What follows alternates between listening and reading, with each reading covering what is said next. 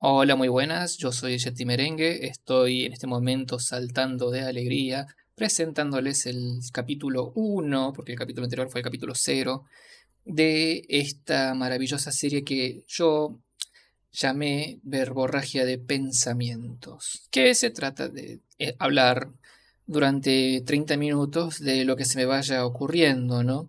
Sin embargo, debo admitir que tanto como en las improvisaciones teatrales como en estas, la verdad es que tengo más o menos no guionado, porque sí, trato de improvisar y de hacer ese esfuerzo mental, pero tengo disparadores, ¿no? Uno de ellos fue, por ejemplo, esto de pensar que muchas veces las personas que hacen stand-up no desarrollan en sí un talento. Siento que esto de pararse delante de un micrófono y hablar, no es algo muy digno, ¿verdad?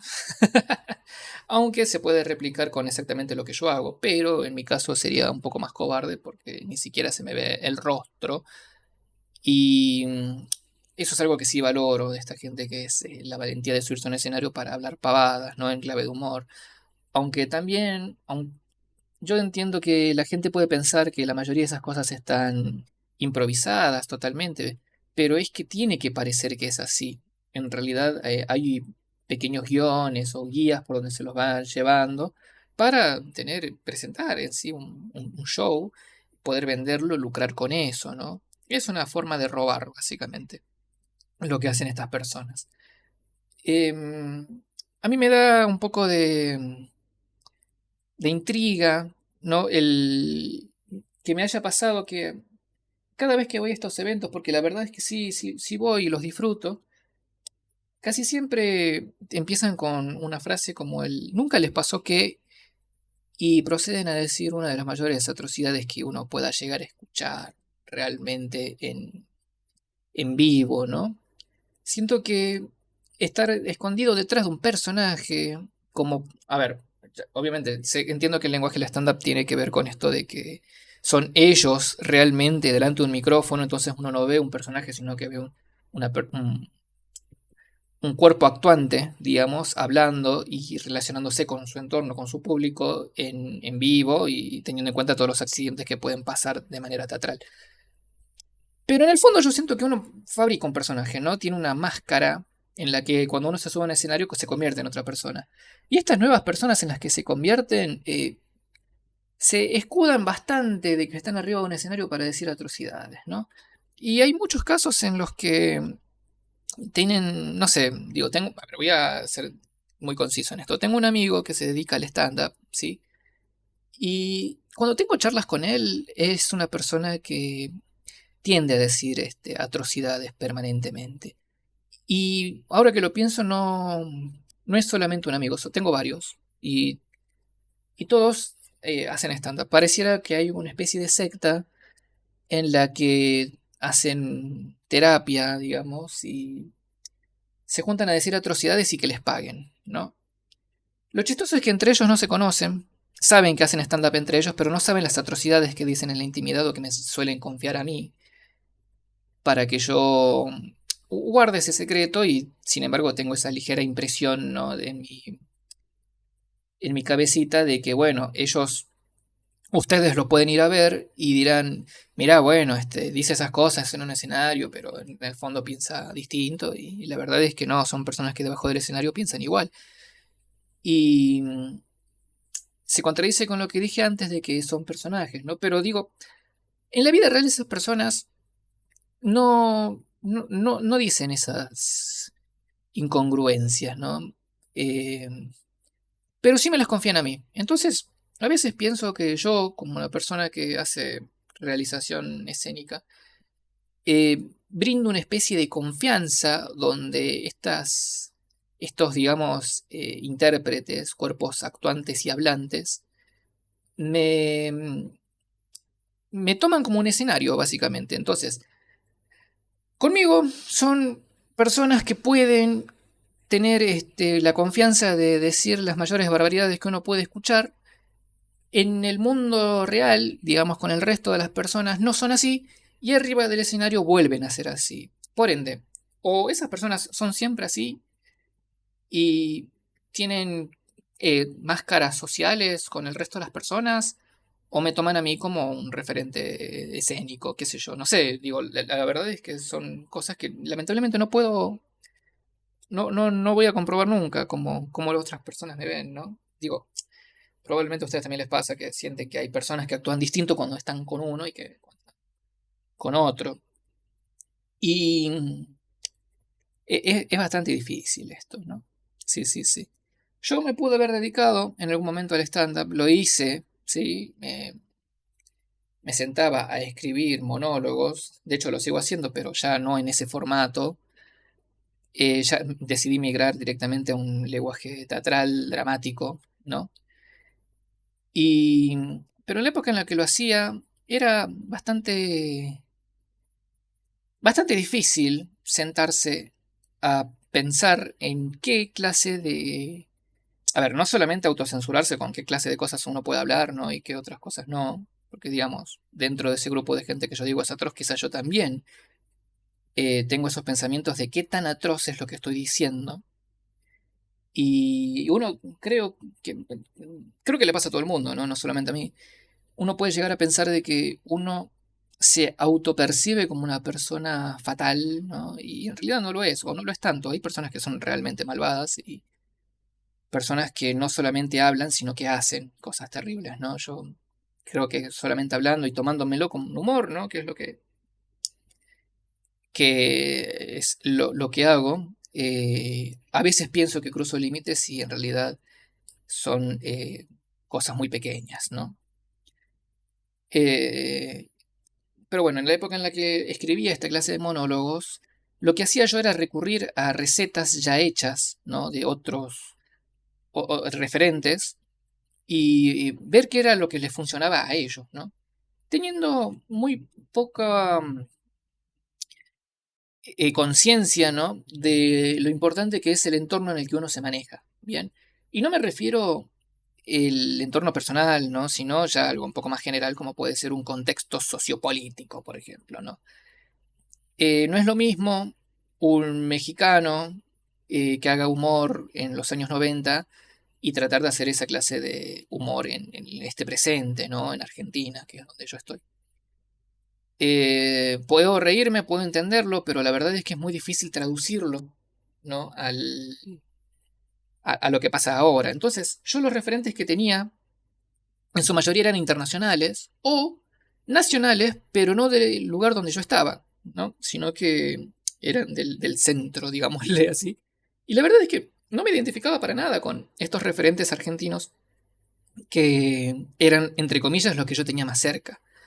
Preferí mucho más acercarme a otra clase de humor que lo entendía más, ¿no? Pero a la vez estaba descontextualizado con el mundo. Traté de hacer otras formas, ¿no? De recrear estas fórmulas y ver qué pasaba. Cuando entendí la importancia del contexto, ¿no? En el que uno vive, en el que uno dice las cosas, en el que uno se ofrece como un producto vendible, escénico, me di cuenta que es, bueno, ya dije que era muy difícil, pero o sea, no importa, ya creo que se me fue el hilo, pero me di cuenta de lo distinto que uno maneja el humor simplemente por algo generacional con otras personas, ¿no? Me di cuenta de la cantidad de factores que influyen, desde, bueno, ya dije lo generacional, la edad, ¿no? Hay cosas que yo, por ejemplo, entiendo lo que es un Pokémon, pero quizás personas más chicas ya no saben lo que es un Pokémon y personas más grandes tampoco saben lo que es un Pokémon. Entonces, hacer chistes sobre Pokémon me lleva a mí a pensar en un público demasiado pequeño que haya vivido una infancia en los 90, por ejemplo, ¿no? Principios del 2000, digámosle, y no más que eso, ¿sí? Lo chistoso es que siento que la juventud ahora tiene razón. Porque si me pongo a ver Pokémon ahora, la verdad es que era una cosa que no tenía mucho sentido. Es de hecho bastante difícil de ver, más allá de los coloridos y lo divertido que puede ser coleccionar Pokémones en sí, a nivel historia, era bastante mala, la verdad. Y puedo llegar a discutirlo con las personas que lo quieran discutir, pero no, no, no, no voy a cambiar de postura respecto a eso. Y bueno, con Pokémon y con muchas cosas más, siento que actualmente las caricaturas son mucho mejores, ¿sí? Que las que eran en mi época. Y que las que eran en mi época eran mucho mejores que las que había antes, ¿sí? Por más que la gente tenga esa nostalgia de Popeye o de Tommy Jerry, pero la verdad es que bueno, supongo que de vuelta, eran contextos distintos, la gente se manejaba distinto, había humor distinto y supongo que cada vez es mejor porque vamos aprendiendo de las cosas del pasado, de nuestras experiencias, de lo que vamos haciendo, ¿no?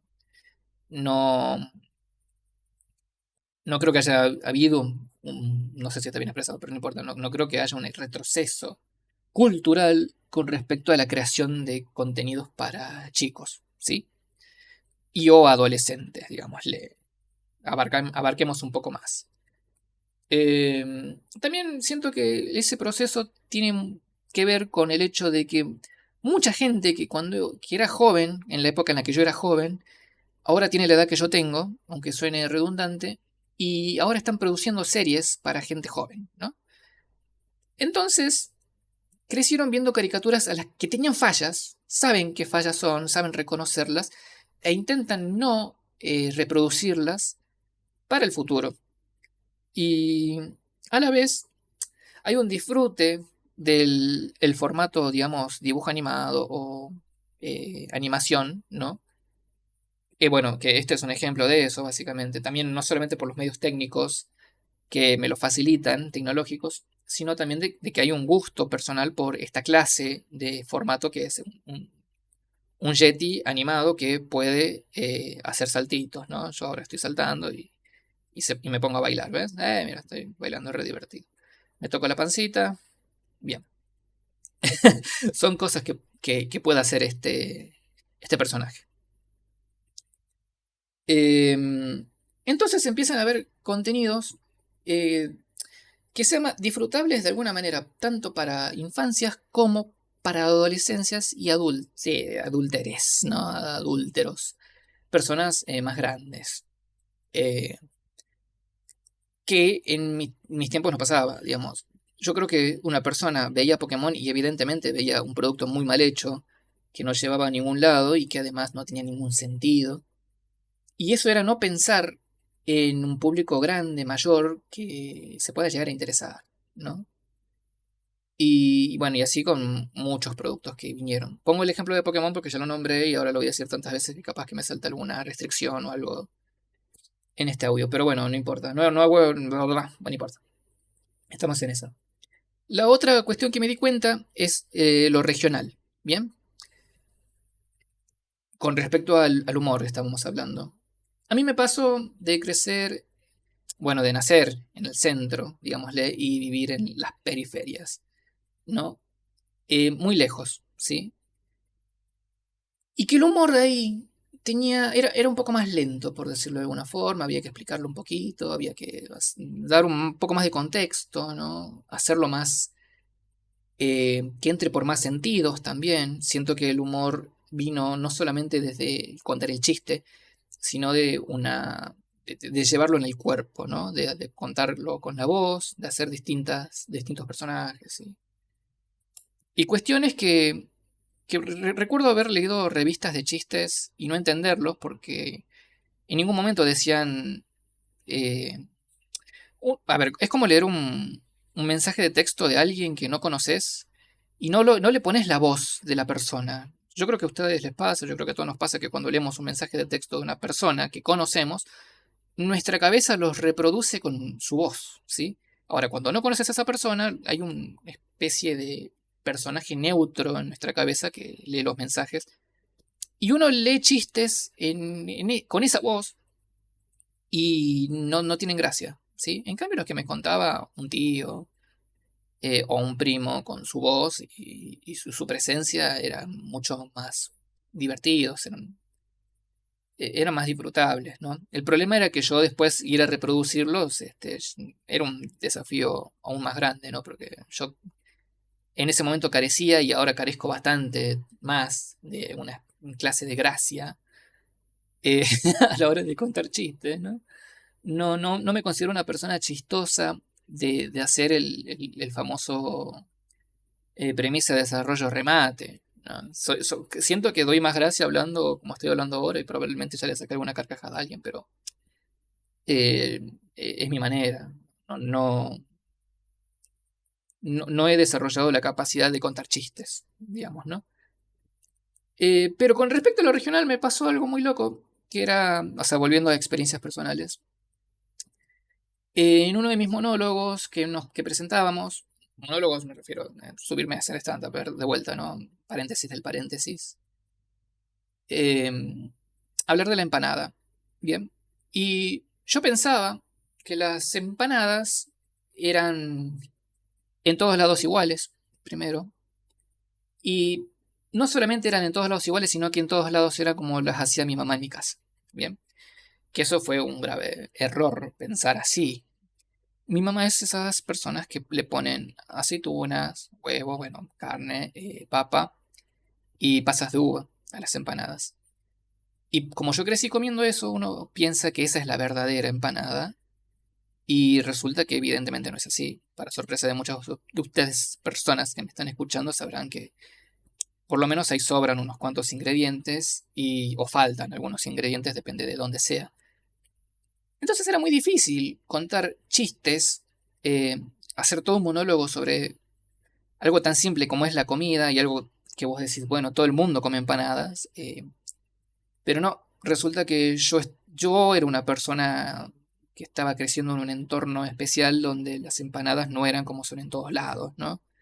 Por ende, fracasé rotundamente en el monólogo. De hecho, hasta hice que personas tengan asco de comer o pedir empanadas en el lugar donde estábamos pidiendo, estábamos haciendo las presentaciones, ¿no? Porque ya empezaban a sospechar de que quizás las empanadas tenían pasas de uva, o aceitunas o cosas que a las personas no les suele gustar, ¿no? Igual, yo crecí comiendo eso y personalmente admito que me gusta. Quizás se me ha atrofiado el paladar en general, pero no le hago asco a esas cosas, ¿no? Si ustedes lo hacen, bueno, invito a que lo comenten, ya que están, se suscriben, lo comparten y todas esas cosas que hacen las personas que hacen videos y contenidos audiovisuales para estirar un poco el tiempo de lo que están diciendo. Recordar que esto está en plataforma YouTube y en Spotify. Y también, bueno, seguirme en Instagram, ¿verdad? Que es yeti.merengue. O en las otras partes como Yeti Merengue, ¿sí? El podcast se llama Verborragia de Pensamientos. Sé que la palabra verborragia quizás no es tan fácil de escribir, pero es muy difícil errarle a la... es difícil cometer errores, como serían ortográficos. Es verbo de verbo y ragia de ragia. No. Y si está mal escrito, igual se entiende, porque vivimos en una época en la que por suerte los buscadores son bastante inteligentes y no hace falta poner palabras exactas para entendernos, ¿no? Ya con que ya sepan que yo soy el Yeti Merengue, probablemente no haya otro en el mundo, y menos que haga formatos audiovisuales. Bueno, eh, volviendo al tema del monólogo. Últimamente, este último año, sí, el año anterior, el que acaba de pasar, había escrito, había estado, a ver, perdón, voy a contextualizar porque si no, no se va a entender. Habíamos hecho una obra de teatro que era un monólogo humorístico, de humor negro, a los que nos fue bastante bien. Hablo en plural porque en este caso sí éramos un equipo. Y dependía total y completamente del contenido, la obra. A lo que voy es que a la obra le sacas las luces, le sacas la escenografía, le sacas ese personaje y pones otro y haces muchas cosas. Obviamente se va a perder gran parte de la magia y del proceso que tiene en sí la puesta en escena, ¿no? Esta obra de teatro. Pero el contenido hacía que se pueda remar de alguna forma lo que se quería transmitir. Bien, Entonces era una obra que yo llamo de contenido. Bien, el contenido era lo que regía lo que estábamos haciendo. Ahora, una vez pasado eso, que fue en el 2022, en el 2023 tuve el desafío de hacer todo lo contrario, algo que sea total y completamente dependiente de la forma, ¿no? Y ahí sí caer en algo que me apasiona, que ya lo repetí creo que unas cuantas veces, no en este episodio sino en el anterior, y bueno, en este también, no importa. Ustedes me van a entender que esto de improvisar es muchas veces repetir cosas que ya se dijeron. Y esto también ya lo dije, y esto también lo van a volver a escuchar, ¿no? Caer en la forma a través de trucos, ¿no? De puesta en escena, ¿no? De efectos de sonido, de efectos de luces, de proyecciones, ¿no? De escenografía, de utilería y todos esos sublenguajes de el teatro que no son la actuación, básicamente, y que no son eh, el texto, ¿bien? Entonces estábamos en el desafío de crear un monólogo, pero hecho por dos personas, lo cual era bastante, bastante desafiante, porque ¿cómo hacemos para que una sola y simple historia sea contada por dos personas que a la vez se tiene que notar que es un monólogo y no es una conversación o una especie de secuencia dialogal, ¿no? Y bueno, habíamos pensado, y bueno, casi ya hablo en plural, pero en realidad soy yo la persona que lo estaba pensando, en llevar adelante un proceso de tiempo escénico, no real, sino ficticio, en el que un personaje está en el presente y otro en el pasado, son la misma persona, pero en distintos tiempos, ¿no? Y en distintos lugares. Entonces, a uno mientras le va pasando algo en el presente, al otro le va pasando en el pasado, y el del presente tiene la repercusión de que ya le pasó en el pasado porque se lo está viendo y lo está relatando, ¿no? Y el del pasado se lo transmite a él mismo del futuro que lo va a pasar. La persona sabe que va a sufrir un acontecimiento en el futuro y la persona del futuro sabe que ya lo pasó en el pasado y que sabe que estaba preparada para pasar ese acontecimiento, ¿sí? No les quiero contar tanto la historia porque probablemente mucha gente que está acá escuchando la vaya a ver cuando esté concretada. Todavía no se concretó y cuando se concrete lo avisaré, tanto por este medio como los oficiales y los que ustedes conocen, qué sé yo. El tema de las publicidades es algo que probablemente tengo mucho para hablar de publicidad, lo haremos en otro podcast. No quería hacer algo que vaya por algo más educativo, pero bueno, si termina cayendo en eso, mi improvisación, caerá en eso. Y siento que está bien, porque si hay pasiones, que en mi caso son la producción y la dirección y la puesta en escena, eh, inevitablemente voy a hablar de eso. Y más si me dejan con un micrófono y nadie me está observando, ¿no? Esos son los temas de los que me gusta hablar, son los temas de los que me gusta escuchar, son los temas de los que me gusta investigar y por ende reproducir, ¿no? La, mm, pero bueno, estamos hablando en un lenguaje bastante informal, tampoco me voy a poner académico hablando de no, la publicidad de esto, la publicidad de lo otro, el éxito, ventas, números y cosas que realmente a un público general no les importa. Pero estamos hablando de los monólogos humorísticos, ¿no? Y de la falta de talento de esa gente.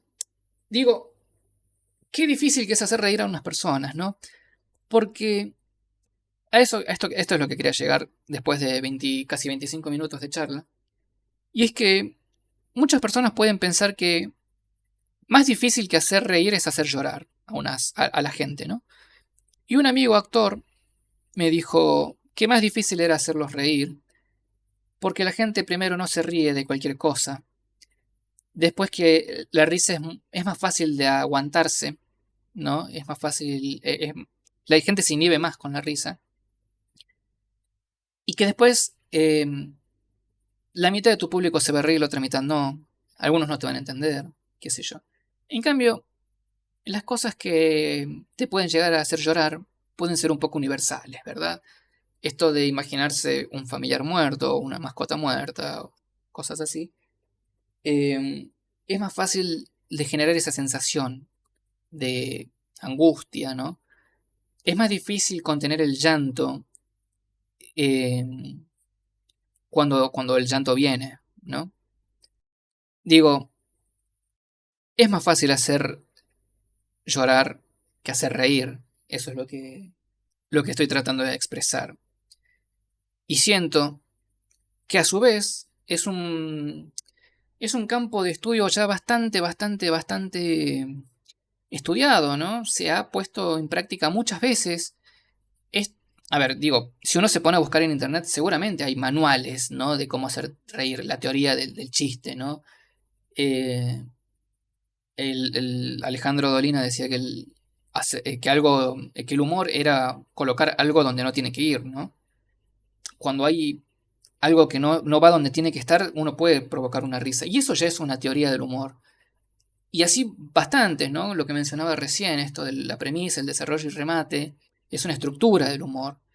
Pero muy poca gente habrá escrito realmente cómo hacer llorar a las personas, ¿no? Porque, digo, no me puse a investigar. Prometo que en algún punto ahora lo voy a hacer, porque ya que vino a mi mente esta idea, me voy a poner a investigar. No el origen del llanto, sino el cómo hacer llorar a las personas, ¿no? No es un talento que, por supuesto, las personas quieran tener, pero... O sí, qué sé yo. Eh, Quizás se lo da por sentado, ¿no? O no sé. No, quizás no es... No es yendo al capitalismo, como siempre. Quizás no es algo que sea muy productivo para un orden capitalista, ¿no? Hablar de llorar, ¿no? Y vender un libro de cómo llorar y cómo hacer llorar, más que nada, ¿no? Em, Eso es difícil, ¿sí? Yo tengo un cuento en el que hablaba de, bueno, hay una persona en coma que se la intenta de muchas maneras hacer que reaccione. Entre ellas le dicen, bueno, acérquense, cuéntenle chistes, cuéntenle cómo le fue su día, díganle cosas lindas, que haya estímulos positivos, ¿no? Y esta persona no responde a nada, a nada, a nada, a nada, a nada, a nada. Hasta que en un momento de esta historia le cuentan que había muerto su perro. Entonces esta persona suelta una lágrima. Se dan cuenta de que esta persona en coma se podía comunicar a través de sus, no sé si son glándulas, bueno, la cosa que hace que podamos llorar, bueno, a través de eso. Y bueno, crean todo un lenguaje en el que empieza a haber una especie de código Morse a través de las lágrimas que van cayendo del ojo de esta persona, ¿no? No les quiero contar el final del cuento, probablemente... A ver, sí lo tengo. El tema es que el cuento no está publicado, no está terminado, no está realmente escrito, simplemente está bocetado. Y si me dan su apoyo y quieren que lo termine de desarrollar y lo publique, lo hago, no hay ningún problema. Incluso lo podemos leer entre todos. Va, entre todos. Lo leo yo, subo un video aparte de ese relato. Se nos está acabando el tiempo, nos queda menos de un minuto. Lo que yo quiero es agradecerles si llegaron hasta aquí y invitarlos, si no escucharon el capítulo anterior, que es un capítulo piloto, ¿no? Y bueno, invitarlos a los siguientes. Si no lo hicieron, suscríbanse, que eso nos ayuda un montón. Denle me gusta, compartan, comenten. Y comenten más que nada de qué les gustaría que hable, ¿sí? Durante media hora, que es lo que quiero hacer. Esto va a salir de lunes a viernes a las 20 horas en las múltiples plataformas que podemos encontrar en internet. Desde acá y por hoy me despido. Me estaba despidiendo hace rato, hace un minuto. Es increíble lo largo que se hace un minuto cuando lo empiezo a ver en el tiempo. Todo este tiempo no estuve viendo el reloj y pasó volando. Este último minuto está siendo infernal. Estos últimos 5, 4, 3, 2 segundos. Hasta luego.